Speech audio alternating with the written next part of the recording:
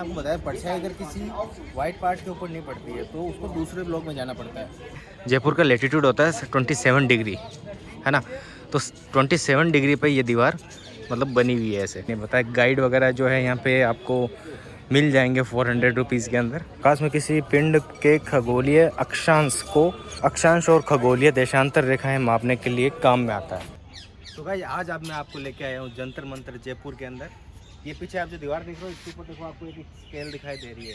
तो ऐसी कई सारी चीज़ें आपको यहाँ पर देखने को मिलेगी जो राजा महाराजा जैसे टाइम देखते थे तो टाइम कैसे करते थे। उस टाइम तो ना कंप्यूटर था ना मोबाइल थे, सब कुछ भी नहीं था वहाँ पे। राजा महाराजा क्या कैसे टाइम देखते थे वो सारी चीज़ें मैं आपको इधर दिखाऊंगा। एक बार कैमरा करके उधर दिखा दो।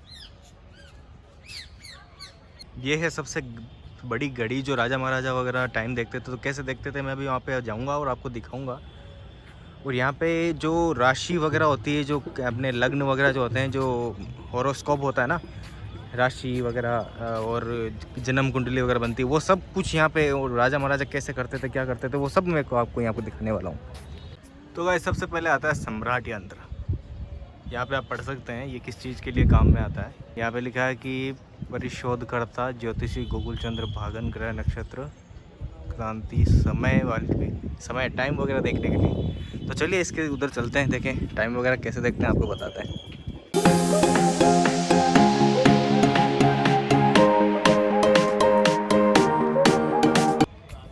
ऊपर अलाउड नहीं है क्या जाना?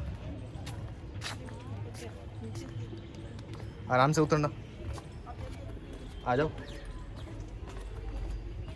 मतलब गाइज ये वॉच ऐसे काम करती है कि जहाँ पर इसकी छाया पड़ेगी इस दीवार की, ये जो सबसे ऊपर दीवार दिख रही है, इस दीवार की इस वाले वॉल पे जहाँ पर छाया पड़ती है वहाँ पे एक वो टाइमिंग लैब बना हुआ है। आपने स्केल देखी है कभी?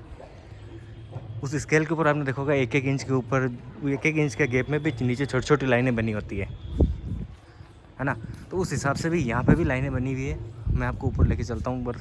ये देखो गाइस ये है मार्बल की स्लैब्स लगी हुई है यहाँ पे, और इसके ऊपर है ना आपने स्केल देखी होगी, मैंने जैसे अभी आपको बोला था स्केल की जैसे यहाँ पे लाइनें बनी हुई है ये, है ना। तो इस हिसाब से क्या होता है कि जैसे पूरब में सूरज निकलता है ना तो इसकी इस वाली जो पूरी दीवार है इसकी छाया इसके ऊपर पड़ती है। तो जैसे मान लीजिए छाया यहाँ पर पड़ी तो इस हिसाब से इन कॉलम्स को नाप लिया जाता है। सो गाइस कैलकुलेशन कैसे होती है वो मैं दिखाता हूँ आपको। देखो यहाँ पे लिखा है 11 बजे। अभी क्या लिखा है मेरे हिसाब से तो 11 ही होना चाहिए। तो 11 बज रही है और 11 बज के मान ली छाया यहाँ पर आ रही है तो मतलब 11 बजने से 10 मिनट या 5 मिनट कम रहेंगे। तो दोस्तों आपने उधर देखा था कि 11 लिखा हुआ था जैसे मैंने आपको भी वीडियो में दिखाया था। अब इधर आओ, यहाँ पे देखो 12 लिखे हुए हैं। यहाँ पे आई होप भैया 12 ही हैं। तो ये 12 हो गए। फिर आगे चलते हैं, यहाँ पर आओ आगे देखो यहाँ पे ये मिट चुका है। जैसे अभी आगे वहाँ पे आपको 14, 15 और 16, तो 16 बज के और वहाँ पे 1, 2, 3, 4 ऐसे करके 4:15 बजे, मतलब जहाँ तक परछाई आ रही है वहाँ तक आपको अभी जो टाइम हो रहा है वो जब भी जैसे 4:15 हो रहे हैं या 20 मिनट हो रहे हैं तो वो इस टाइम के हिसाब से राजा महाराजा देखा करते थे। ये दोस्तों यहाँ पे ये जो वृहन सम्राट यंत्र था जो टाइम देखता था, सबसे बड़ी घड़ी जो राजा महाराजा देखते थे, उसका पूरा लिखा हुआ है यहाँ पे कि ये घड़ी कैसे काम करती है। तो आप वीडियो पॉज करके इसको पढ़ लेना। और ये जो वॉच के ऊपर मैं जो आपको बता रहा था कि इस दीवार की छाया पड़ती है जैसे कि यहाँ पर ना, तो इस दीवार की ये जो दीवार है ये अपने जयपुर का लेटीट्यूड होता है 27 डिग्री, है ना। तो 27 डिग्री पे ये दीवार मतलब बनी हुई है ऐसे। तो गाइस आगे चलते हैं और दिखाता हूँ आपको यहाँ पे क्या क्या है। मैं खुद फर्स्ट टाइम आया हूँ यहाँ पे और जानकारी मुझे लगभग जितनी जानकारी है उतनी आपको यहाँ पर दे दूँगा मैं।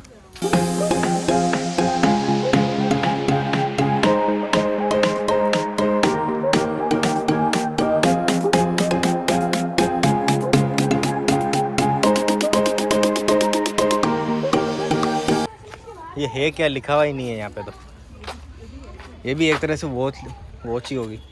हाँ ये भी देखो यहाँ पे लाइनें बनी हुई है, ये भी कुछ ना कुछ ये वॉच ही है एक तरह से। यहाँ पे पता नहीं छोटी बड़ी, सबसे बड़ी वॉच मैंने सबसे पहले आपको दिखाई है। और यहाँ पे क्या लिखा है? राशि सेमिनी मिथुन। तो राशि इसमें कैसे पता चलती होगी?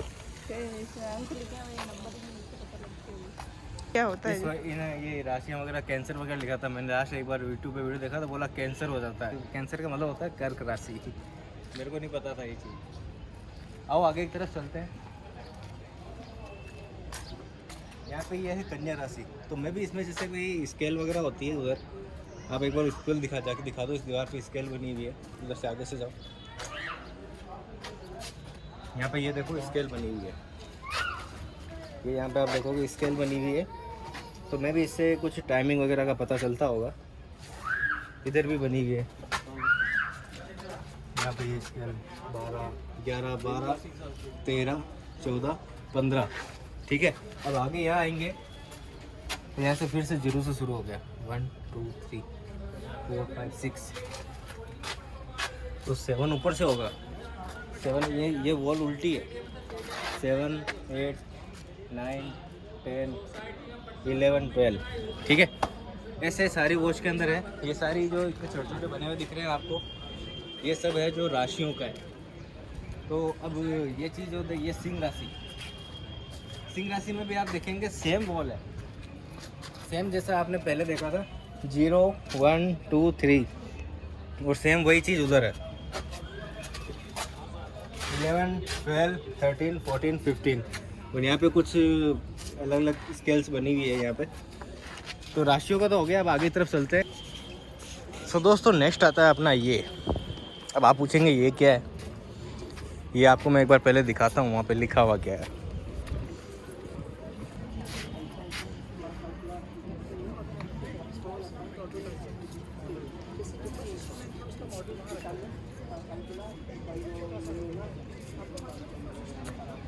खगोल का है ये। इसमें खगोल ये पता चल जाता है कि भाई लग्न वगैरह जो होते हैं वो यहाँ पे पता चल जाते हैं। जैसा कि आप देखेंगे ये एक बीच में टांगा हुआ है, आपको दिखा नहीं होगा शायद। ये देखो यहाँ पर ये कुछ टांगा हुआ है, यहाँ पे देखो तार बांध गए। तो इसकी परछाई जहाँ पे पड़ती है ना, इसकी कोई कैलकुलेशंस होती है। सो उस कैलकुलेशन के अकॉर्डिंग इससे पता चल जाता है कि राशि कौन सी है, उसका लग्न वगैरह जो भी, मतलब एक पंडित जैसे आज के टाइम में बनाता है ना, वैसे उस टाइम इस पुराने ज़माने में इससे पता चलता था।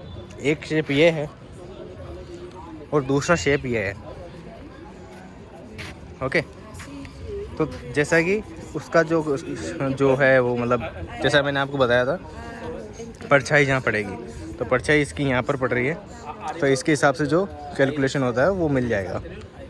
सो गाइस मैं एक चीज़ और बताना चाहता हूँ आपको, जैसे कि इसकी परछाई मान लीजिए वो वाइट के जो मार्बल्स की जो लाइनें दिखाई दे रही है आपको, उसके ऊपर नहीं आती है, तो आपको इसको छोड़ के आपको उस वाले ब्लॉक में जाना पड़ेगा।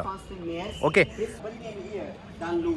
तो भाई मैं आपको ये कहना चाह रहा था, ये जो मैंने आपको बताया परछाई अगर किसी वाइट पार्ट के ऊपर नहीं पड़ती है तो उसको दूसरे ब्लॉक में जाना पड़ता है।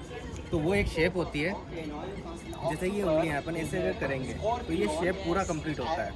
तो यही चीज़ इसके अंदर है कि अगर वो परछाई उस वाइट वाले शेप पे नहीं पड़ रही है तो अपने को दूसरे ब्लॉक में जाना पड़ता है। तो दूसरा भाग उधर है, पहला भाग इधर है। तो गाइस इसमें क्या है कि ये सर्दी और गर्मी की अलग से वॉच है। तो अभी जैसे कि आप देखेंगे यहाँ पे इसमें जो एक कील लगी हुई है बीच में, यहाँ पर इसकी परछाई इधर पड़ रही है ना। तो अभी क्या हो रहा है कि ये उल्टा समझ लो इसको, मतलब वॉच ये उल्टी है, मतलब ये जो भाग है इधर होना चाहिए, ये जो है इधर होना चाहिए, है ना। तो अगर आपको इस भाग को इधर करेंगे, इसको इधर करेंगे ना, तो अभी जो आपके टाइम वॉच में टाइम हो रहा है वो आपको मिल जाएगा। मतलब 4 बज के कितने मिनट हो रहा है, 31। ये गाइस अभी जो मैंने आपको बताया उसका हिंदी डिस्क्रिप्शन। भाई ये जो वॉच आपने देखी ये समर डेज के लिए है। ओके, समर डेज यानी जो भी चल रहे हैं गर्मी के दिन, है ना। ओके, सो विंटर डेज के लिए आपको एक वॉच और दिखाता हूँ जो इसके पीछे बनी हुई है। मैं आपको इसके पीछे लेके चलता हूँ। ये यहाँ पे देखेंगे आप, यहाँ पे विंटर डेज के लिए। चलिए, ये दोस्तों विंटर डेज के लिए वॉच है। इसका यहाँ पे लिखा हुआ है जो आपको पढ़ना पड़ेगा, जूम कर देता हूँ मैं। ओके, तो गाइस अब आता है ये वाली ये वाली वॉच। आगे चल के मैं आपको दिखाता हूँ, इसके अंदर इंस्ट्रक्शन लिखे हुए हैं। यहाँ पे क्या होता है कि कोई भी वॉच होती है ना, उसके अंदर जो लोकल समय होता है, जैसे मैं भी जयपुर के जंतर मंतर में हूँ तो यहाँ पे जयपुर का लोकल टाइम दिखाएगा। तो इसमें जो वॉच है यहाँ पे जो भी टाइम वहाँ पे आ रहा है, जैसे मैंने आपको परछाई का दिया था पहले, एग्जांपल नहीं, एक्चुअली यही टाइम होता है। उस टाइम के अंदर आप कैलकुलेट करके उस टाइम में 24 या 27 मिनट वहाँ पे इंस्ट्रक्शन में लिखा हुआ होता है, वो आपको प्लस करना है तो आपको एग्जैक्टली लोकल टाइम मिल जाएगा। तो दोस्तों आप यहाँ पे देखेंगे, ये यहाँ पे प्रवेश वर्जित लिखा हुआ है। कैलकुलेशन आपको यहाँ पे मिल जाएगी, मतलब calculation of the time with the small sun deal.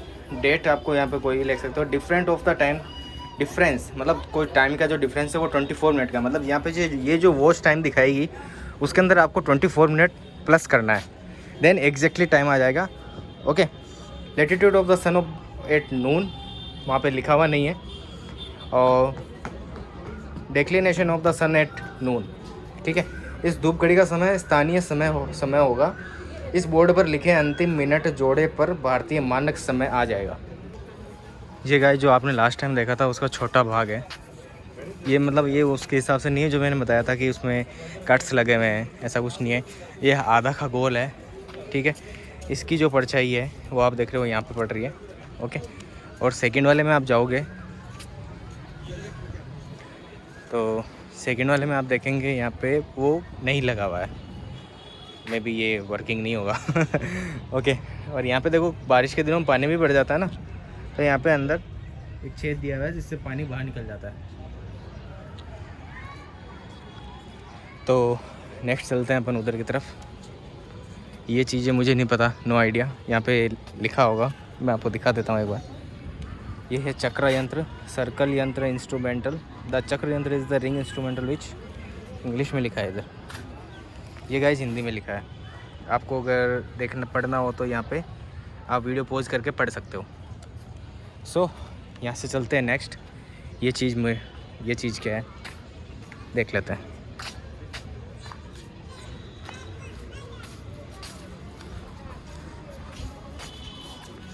ये रामा यंत्र बी टेस्टेड बाय द ज्योतिषी गोकुट। ये एक अलग ही तरह से बना हुआ है।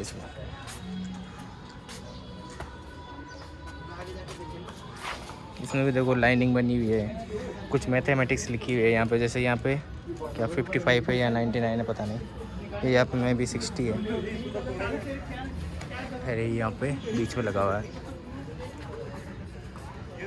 यहाँ पे यंत्र है ये सारे, मतलब जो भी मैं आपको दिखा रहा हूँ इस वीडियो में सारे यंत्र हैं, किसी ना किसी काम आते ही हैं। ओके, सो मैं भी अब चलते हैं इसके अंदर। ये जो भैया वगैरह जा रहे हैं, ये डीगा मास है, इसका हिंदी वर्जन नाम है, आपको दिखा देता हूँ। ये दिगंश यंत्र है। दिगंश यंत्र एक वृत्ताकार यंत्र है जो कि खगोलीय पिंडों का दिगंश पता लगाने के लिए एक सरल पद्धति पर आधारित है, ठीक है। अब ये कैसे काम करता है आई डोंट नो। यहाँ पे सूखा पड़ा हुआ है।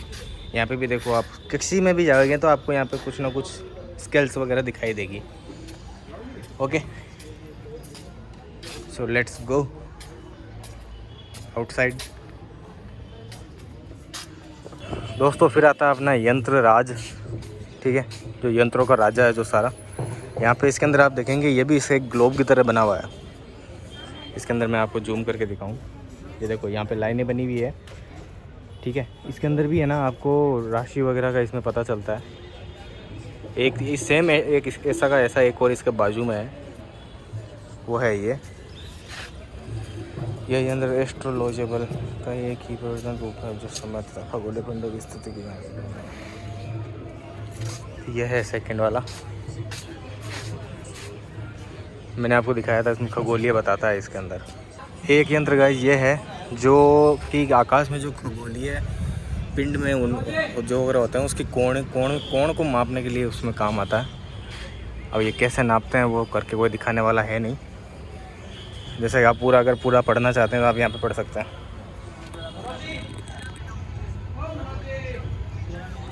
इसको उन्नतांश यंत्र कहते हैं।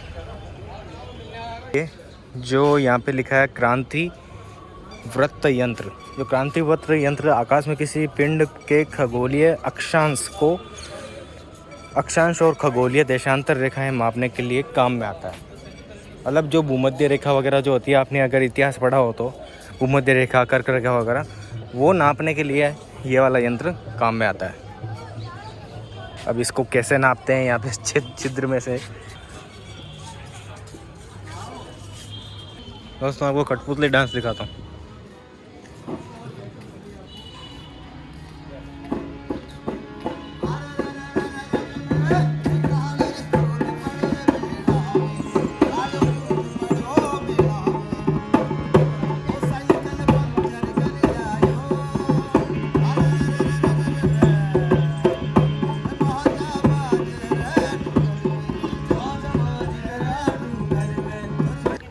ये गाइस दोस्तों एग्जिट गेट के पास में आपको यहाँ पे कुछ खाने पीने की चीज़ें मिल जाएगी, जहाँ पे आपको कुछ खाना पीना भूख लग जाए तो आप खा सकते हो। तो ये पूरा जंतर मंतर मैं आपको एक बार पूरा व्यू दिखा देता हूँ फिर से।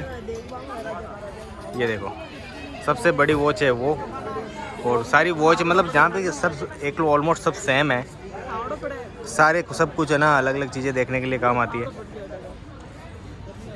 कुछ ग्रह नक्षत्र देखने के लिए, कोई राशि वगैरह देखने के लिए, राशि में भी अलग अलग, हॉरोस्कोप में भी वो अलग अलग होते हैं ना, तो उसमें भी वो सब चीज़ें देखने के लिए काम आती है कुछ, है ना। तो गाइस सबसे पहले सबसे मोस्ट इम्पोर्टेंट थिंग जो यहाँ पर आप आओगे तो सबसे पहले आपको ध्यान रखना है वो चीज़ है क्या, ये खान पान की वस्तुएं ले जाना मना है। अगर हाथ में लेके जाओगे ऐसे थैले में पकड़ के तो आपको कोई भी देख लेगा, पुलिस वाले रोक लेंगे कि अंदर ले जाना मना है। पॉकेट में डाल के लेके जाओ आराम से, विमल जुवा केसरी। सो गाइस आपको नहीं, जहाँ पे जो भी सब कुछ देखा वो सारी चीज़ें आपको लगभग सेम दिखाई देगी। यहाँ पे जितने भी यंत्र लगे हुए हैं सारे आपको सेम दिखाई देंगे, लेकिन राजा महाराजा सबका अलग अलग तरीके से यूज़ करते थे। और सेकंड चीज़, आप अगर यहाँ पे गाइड हायर करेंगे तो आपको 400 गाइड है 1 to 4 पर्सन तक के लिए, ठीक है। मतलब मिनिमम चार्ज आप चाहे 1 हायर करो चाहे 4 हायर करो, आपको 400 रुपये देने हैं, ठीक है। वहाँ पे आपको भी मैं लिस्ट नीचे यहाँ पे मेंशन कर दूँगा, आपको लिस्ट मिल जाएगी, और रेट लिस्ट होगी वो भी आपको मिल जाएगी। तो इस ब्लॉग को मैं यही ख़त्म करता हूँ। अगर आपको ब्लॉग पसंद आया, अगली नेक्स्ट आप कहाँ का वीडियो चाहते हैं जयपुर के अंदर, जो आपको सबसे बेस्ट लगता है, तो मुझे आप कमेंट बॉक्स में कमेंट करें, मैं वहाँ पे जाऊँगा, आपको वीडियो भी दिखाऊँगा, बना के दिखाऊँगा, ठीक है। तो अगर वीडियो अच्छी लगी तो लाइक करना, शेयर करना, कमेंट करना मत भूलना, और अगर चैनल को सब्सक्राइब नहीं किया तो सब्सक्राइब जरूर कर लेना।